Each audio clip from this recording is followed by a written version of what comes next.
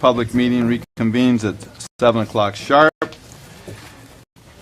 With that in mind, Sakuna, would you like to lead us in the Pledge of Allegiance?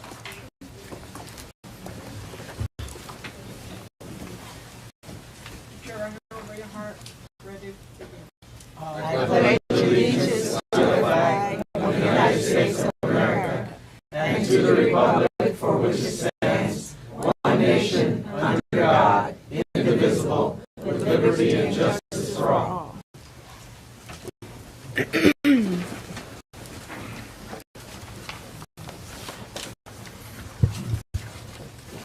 Dr. Seabram, report out of closed session. In closed session, the board took action to issue notices to 1 ROTC instructor and 2 SDC teachers that they shall not be reemployed for the 2013-2014 school year. The vote was unanimous. In closed session, the board took action to issue notices to 1 categorical administrator, English learners, 1 child development administrator, 1 coordinator, teacher resource center, 2 coordinators, professional development, 2 coordinators, special education, 1 director, alternative education, 1 director, child development, 1 director, English learners programs, 1 director, special programs, 1 continuation high school principal, 10 high school assistant principals, 4 high school principals, 5 middle school assistant principals, 5 middle school principals, 1 senior coordinator special education, 1 senior coordinator student welfare and attendance, 1 student director assessment, research and evaluation, 1 senior director categorical programs, 1 senior director elementary education, 1 senior director personnel services, 1 senior director professional development, 1 senior director QEIA, 1 senior director secondary education, 1 senior director student services, that they may be released from their administrative positions and reassigned to another certificated administrative position, classroom teaching position, or other non-management certificated position for the 2013-2014 school year, or that their work year and or salary may be reduced for the 2013-2014 school year. The vote was unanimous.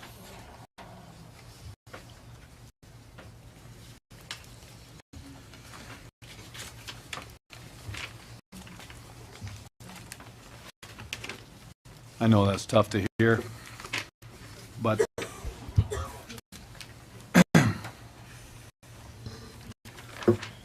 we'll hold off on comments for later on this evening. Next, we have DSAC student presentations. Excuse me. We need to adopt the agenda. Do we have a motion to adopt the agenda? So move. Mr. Martinez, second. Second. Discussion. O'Kelly. We have a discussion.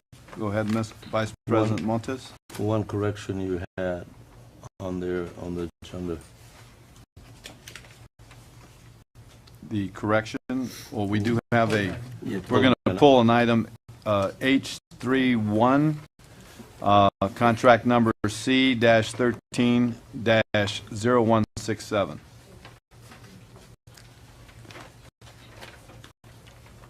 What was the reason? What was the reason for pulling that? It was brought to our attention by many of our staff that the hourly wage was excessive. Okay. And so we need to take a look at it. Okay. Thank you.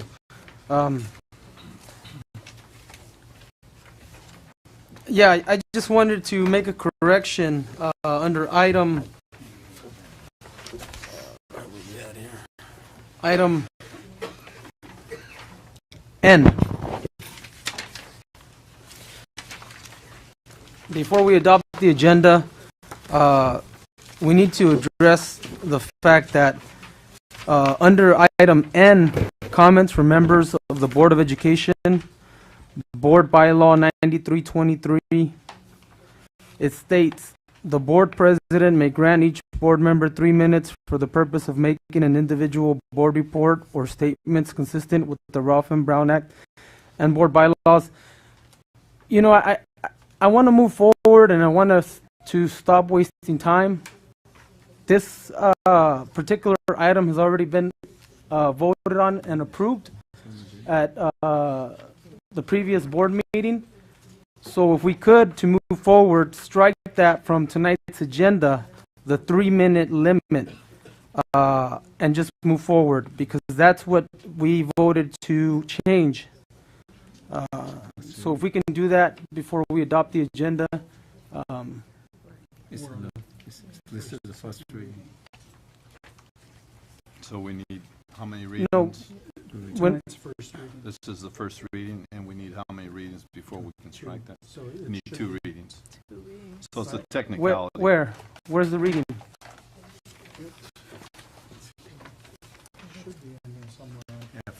F1. F1. Agreed at the last meeting that this had already been approved. F1. F1. F1. Yes.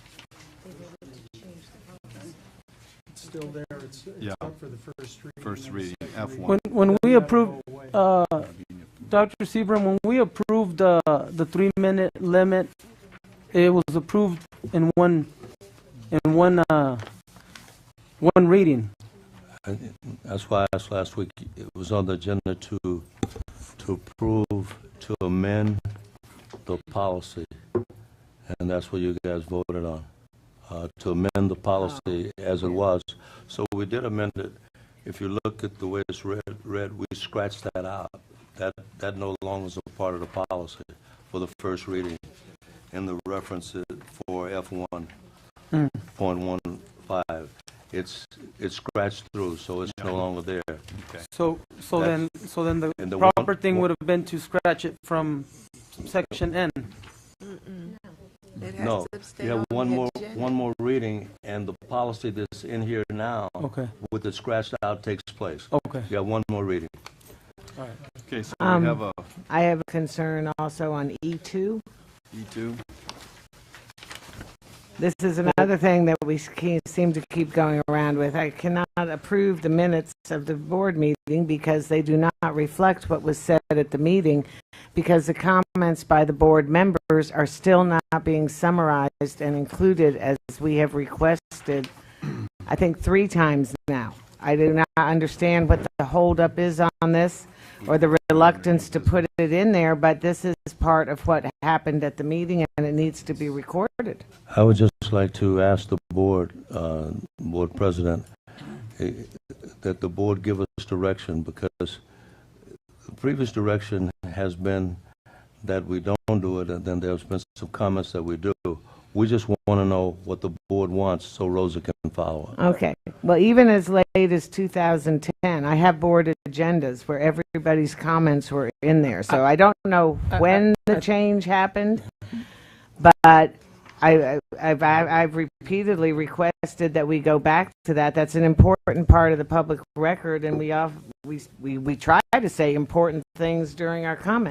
Ms. O'Kelly, if you would like, we could put that on new business, and then we can have a reading and a second reading and a discussion. Well, I just want to say, Dr. Seabram's right. Previous past president suggested to keep the minutes to a minimal, just stating name and a very, very small, brief description of things that are said. But perhaps we do, President Ayala, need to give new direction as a board and move forward from there. And put it on as new business. and- We'll do it. We'll do whatever is And we directed. can have a discussion over it. And are you okay with that, Ms. O'Kelly? I guess I just don't know what's to discuss. Well, It We took have, 3 votes. One board member, 2 board members. One board member, 2 Okay, board if members we have to cannot vote on it direct to get it anyone. done, then we'll vote Yeah, on it. Okay, basically. that sounds There has reasonable. to be a majority. Okay, so we have a motion and a second to accept the agenda. We pulled 3.1 C-130167. And First and second, all in favor? except Aye. for E2. And E2, Only- No, E2, we will minutes. place that on new business. And, Okay. okay, so Would all in you- favor? With, Board President, Yes. if I may, make a motion to move E2 to new business, so we can discuss it under new business. Do we have a second? Second. All in favor? Aye. Aye. Aye. Motion carries. Okay, so now, the main motion, we have a second. All in favor? Aye. Aye. Aye. Where we Okay, vote? the agenda's been accepted. So next we have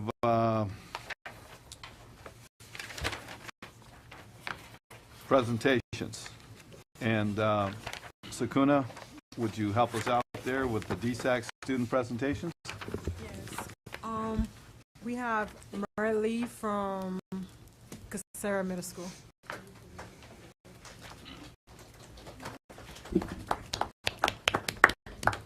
Good evening, board members, viewing audience, board members, and good evening, Dr. Sebrin. I'm Marilee Delgado, the ASB Vice President from Casera Middle School. Our school has had a very eventful month. For example, we held this year's District Science Fair.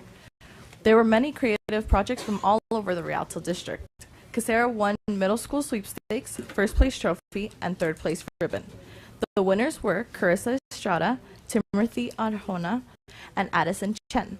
The winners have now moved on to the County Science Fair.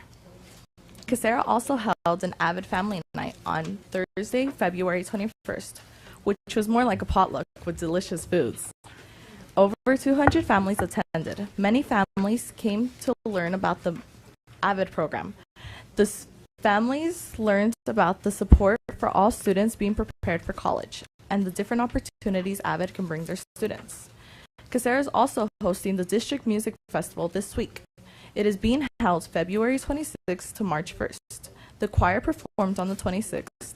The band performed today and will also be performing tomorrow. The last performance will be strings on Friday, March 1st. Casera is also holding soccer tryouts this week for the next sports season. An upcoming event would be the Knowledge Bowl. Casera's grade level teams are already preparing. Look out, March 16th. March 5th, all 7th graders across the state will take the California Standards Writing Test. Our students have been working hard to be able to do their very best. CSC testing is just around the corner. Many classes have already started reviewing past material. Our goal is to reach an API of 800. We want to be the first middle school in the district to reach an 800. The students are studying a lot. After all their hard work, the students get to enjoy the spring carnival. It's right after testing, and it's a small way of rewarding the students for their hard work. Climbing the rock wall, playing carnival games, and eating delicious tacos and enjoying music are just some of the exciting things students will be enjoying. Thank you and good evening. Thank you.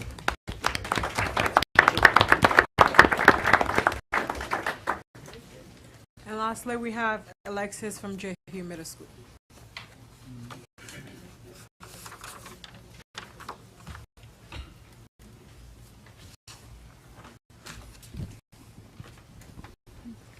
Good evening, honorable board members, Superintendent Dr. Sebran, and viewing audience. My name is Alexis Rodriguez, and in honor of February, I love being ASB Vice President of JHU Middle School. We at JHU are already planning for next school year. Our 5th grade annual Moving On Up dance to welcome next year's Jaguars. We saw some serious dancing, like shuffling and YMCA. Go Trojans! Wait, go Bruins! Hold up. I know. Go Jaguars! JU is taking over 100 honor roll students to visit the campuses of USC and UCLA on Thursday, March 14th. Even cooler is that JU alumni who currently attends USC will be giving us a tour of the Trojan campus. It's their way of giving back. And that's just the first part of the day. The second half will be visiting El Capitan Theater in Hollywood to watch the new Disney movie Oz. That's going to be a long day. The bus ride home may actually be a quiet one. Nah. Whoosh! Ah! Hold on. Oh, that roller coaster made me feel sick. Wait up! I want to go again. These are the sounds I look forward to listening to on the ASB semester trip to Knott's Berry Farm in early March. I don't have a writing buddy yet. Dr. Sebron, how about it?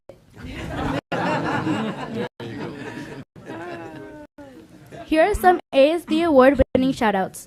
JU is proud of our boys basketball B team for staying in the lead this whole season. We would also like to congratulate Marcela Pedroza and Mariela Perez for their science projects winning awards at the district science fair competition. Yay! Girl power! And way to go to Berenice Gomez for being selected as JU Student of the Month for the Rialto Exchange Club. She was honored at the luncheon at Salimon in Rialto. Lucky. Finally, I would like to extend an invitation to all of you to visit the JU campus on Thursday, March 7th for open house. It's our chance to show you in person why the Jaguars love going to JU Middle School. Thank you for sharing this time with me tonight, and I hope you all enjoy the rest of your evening. Drive home safely, everybody.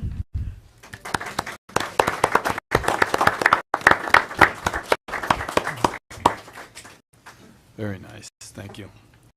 Next, we have Vice President Edgar Montes honoring a highly qualified teacher here, Flora Fitzhugh from Myler High School.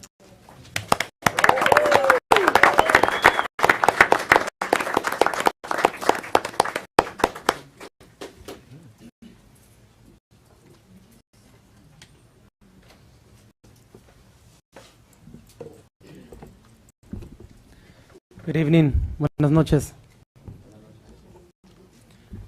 Tonight,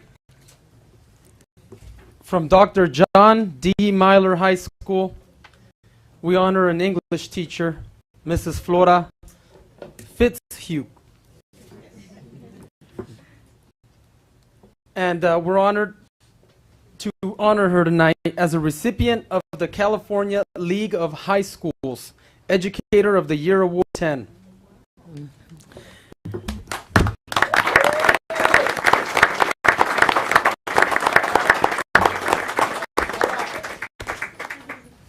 Ms. Fitzhugh was honored on January 23, 2013 at the Hilton in San Bernardino. A former administrator, she stated that it was one particular student who brought her back to the classroom. In 1992, a student who I had not seen in 25 years arrived at my doorstep. It wasn't me. She recalled, he had come from a very challenging family background. When I saw him, I asked him if everything was okay. He said that he had just been accepted to medical school and that he wanted to personally thank me for changing his life. I was so touched, especially because at that time I entered the education administration field in Chino Unified as a coordinator. He had asked me why I wouldn't want to go back to the classroom and make a difference in other students' lives, the way that I had done in his life. It was my greatest moment in education, and I came back proudly into the classroom. Mrs. Fitzhugh was born in Sonora, Mexico. She received her associate's degree from East Los Angeles College in 1977 and her bachelor's degree in liberal arts from Cal Poly Pomona in 1980. The veteran educator began employment at Myler High School in 2000 as a TOSA, teacher on special assignment. She has taught Spanish and English throughout her 13-year career at Myler High School. We are the guardians of these children, of their futures, she said. We are the light, and we must respect the dreams they have. Ms. Fitzhugh added, I love Myler, and I still have a passion for continuation, education. These students need us, and we must give them our all. Ms. Fitzhugh, who was widowed in 2005, has 4 children, 1 son passed in 1996, 12 grandchildren, and 4 great-grandchildren. So she's a great-great.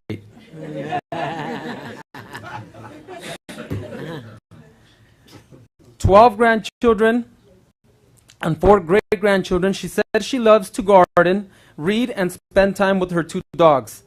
Mrs. Amanda McLeod Weiser, principal at Myler High School, nominated Ms. Fitzhugh for the recognition and attended the award ceremony. She is an exemplary educator who demonstrates her passion in her teaching each and every day with her students, added McLeod Weiser.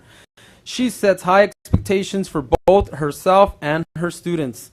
Ms. Fitzhugh will be eligible to head to Sacramento for the statewide Educator of the Year recognition conference later on in the year. Congrats, Ms. Fitzhugh. On behalf of the Board of Education and everybody here, thank you.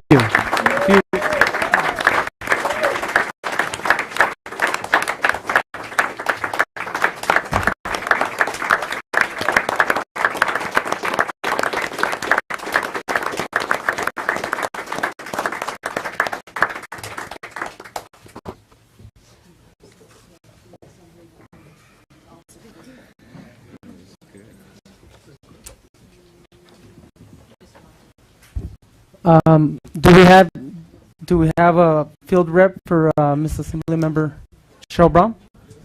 All righty.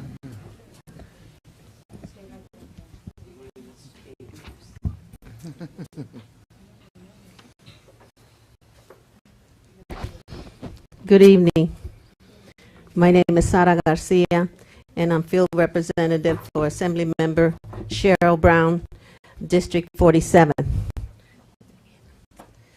As I read the paper in the morning, like I do every day now, I look to see what is going on, and let the truth be told, I start with Rialto. And I was reading the article of the teacher, and I talked to the district director, and he called Sacramento. Assembly member is always in Sacramento, and he told her about this award and how honored we are in the Assembly district to have such high quality of educators in the city of Rialto, in the city of Rialto School District. So I'm here to present a certificate from Assembly Member Brown, and it says California Legislative Assembly Certificate of Recognition, presented to Flora Fitzhugh. Sorry about that. It is my privilege to present you with this certificate in recognition of receiving the Teacher of the Year award. Thank you for your dedication and service. The powerful impact you make on our students is greatly appreciated. Dated February 27, 2013, Cheryl R. Brown, Assembly Member, 47th District. Thank you very much.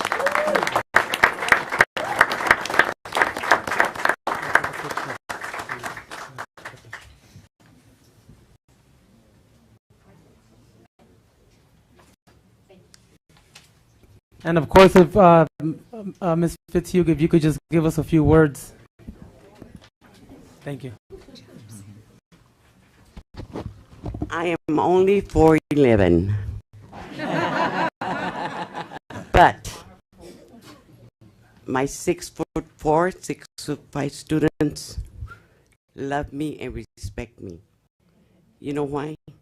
I start by establishing a relationship and respecting them.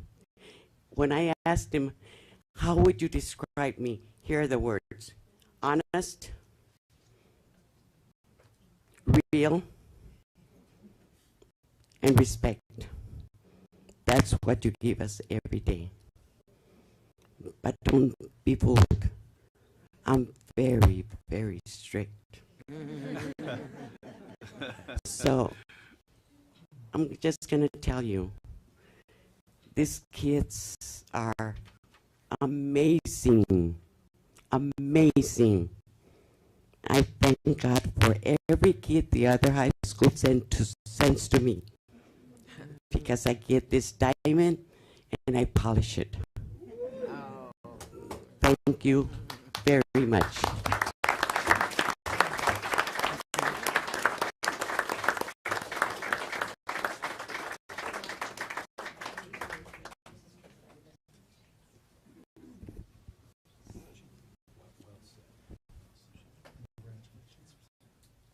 And if we could just call up her family members to please take a picture with Mrs. Fitzhugh.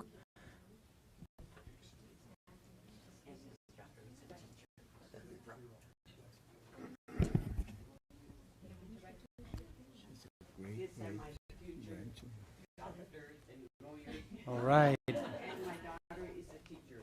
She's better than what I was in second grade. Let's see the little one's face. Saida, let's get one with Amanda, too. Just one with Amanda. And the award, where's the award? The award, Teacher of the Year. Hey.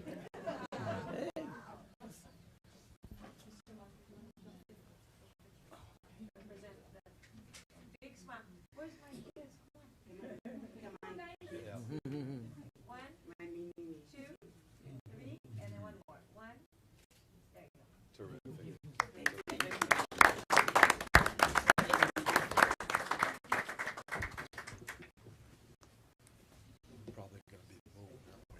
Thank you, Board President Ayala. Thank you.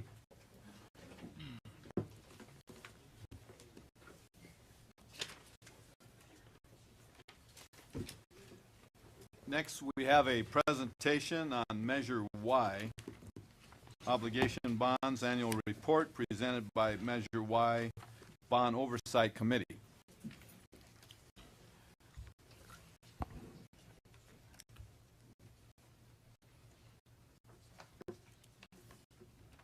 Dr. Seabram, are we going to have an overhead? No. No? Oh, okay.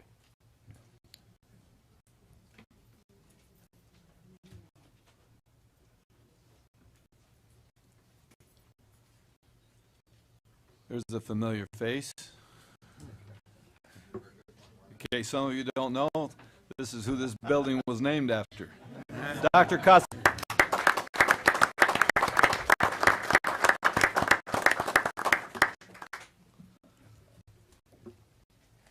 President Ayala, members of the board, Dr. Seaburn, staff, classified and certificated,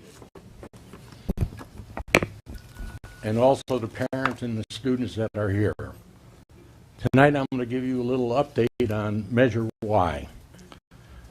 But first I want you to look at that clock. And I'm alive 1 year today. It's been a year today that they operated on me for open heart surgery.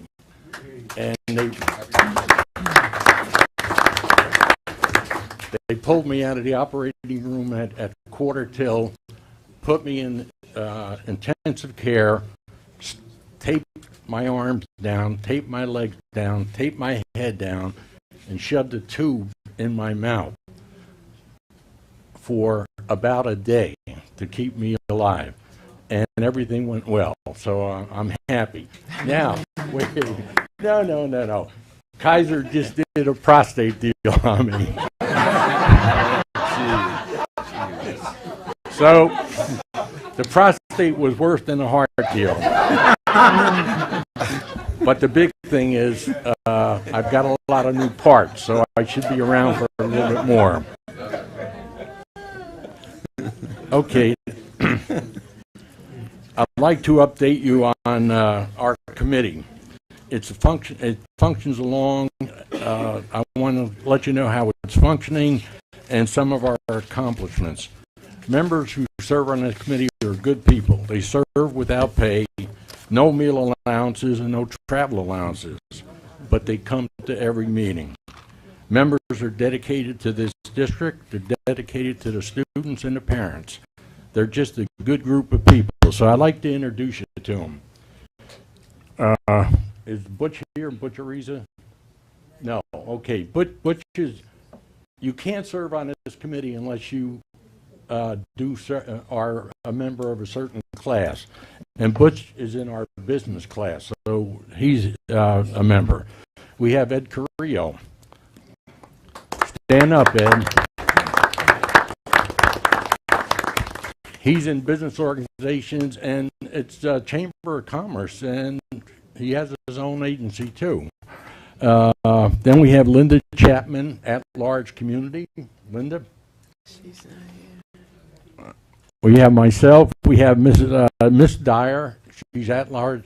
She's a member of the at-large community. Mario Santagio? No. Paula Bailey. Paula, I know she's here. Okay. Paula is our parent and PTA member. And she also sells Girl Scout cookies. If you need them, catch them tonight. We have Lynn Hertz over here.